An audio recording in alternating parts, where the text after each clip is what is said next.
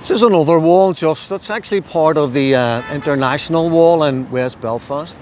Again, we see representations of the Republican struggle. This says, "For what day the sons of Roisin, unbowed, unbroken, our struggle continues." On the left, you can see Charlie Hughes, who was a volunteer for the Republican movement, and on the right, you can see Ela Khalid. Underneath, "We will rise again, empires fall and tyrannies perish.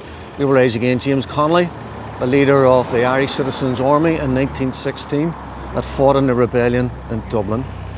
So as we go along here, I mean, the summary of Irish history is that 800 years ago, the English arrived in Ireland. Ireland became their first colony as such. And ever since they arrived, there has been resistance and rebellion to what we now call British colonial rule in Ireland. We had many unsuccessful rebellions throughout each century. In 1798, we had the United Irishmen, which was Protestant, Catholic and dissenter, who together joined to try and free Ireland from the yoke of a British tyranny. And indeed, there was a French force of over 1,000 troops who came to Ireland to help in the rebellion. Ultimately, the rebellion failed. All the Irish who rose up in resistance were brutally murdered and massacred, and the French troops were treated as prisoners of war and exchanged for English troops, British troops in the Anglo-Napoleonic Wars. So as we go along here, some of these murals here represent civic groups. This is the Community Rescue Service that tries to find people that are lost on mountains or, God forbid, have fallen off the Cave Hill or a similar monument or mountain. As we go along here, here's something for Öcalan. It's the guys involved in the Turkish-Kurdish rebellion. Not necessarily, 100%. Not necessarily my cup of tea, especially when I consider what the Kurds have done in Syria. The Kurds claim to be a socialist group, anti-imperialist and anti-colonial, and yet they accept the power and they accept the backing of America. They wouldn't be in the position they are in Syria without American finance and American arms. And if and when the Americans are eventually kicked out of Syria, I think you'll soon see the Kurds calling for an autonomous region within Syria, but not an independent state, because I don't think it could survive.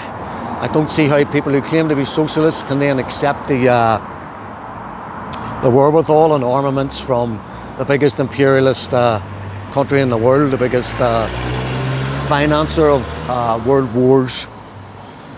So here we are, we're leaving what is the Falls Road in West Belfast, which is a Catholic Irish Nationalist Republican area. And if you can see these gates just in front of me, this is called one of the peace lanes. These gates are closed at night. They're only open for access because it's a thoroughfare to the city centre and also a main thoroughfare for the local hospital, the Royal Victoria Hospital. So as you leave Catholic Nationalist West Belfast, you come into the counter-insurgency area, as I would describe it, the colonial loyalist heartland of the Shankill Road. So you go through both sets of these gates. As you can see, it's like a no man's land just here.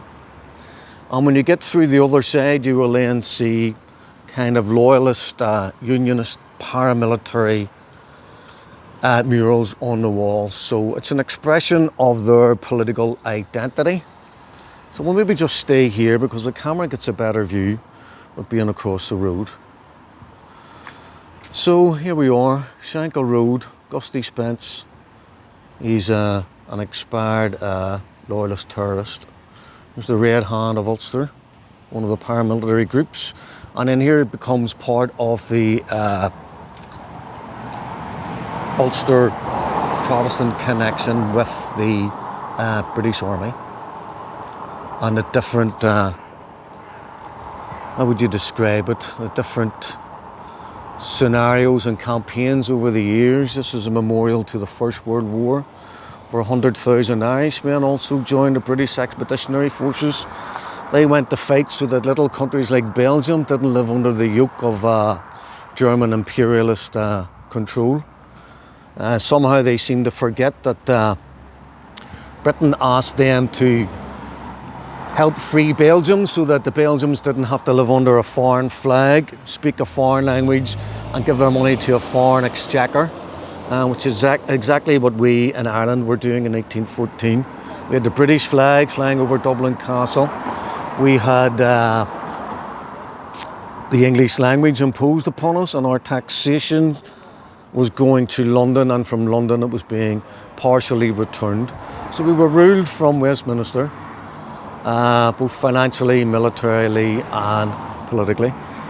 But while the Irish Republicans and the nationalist people see comparisons between Palestine and Ireland, we have the opposite here.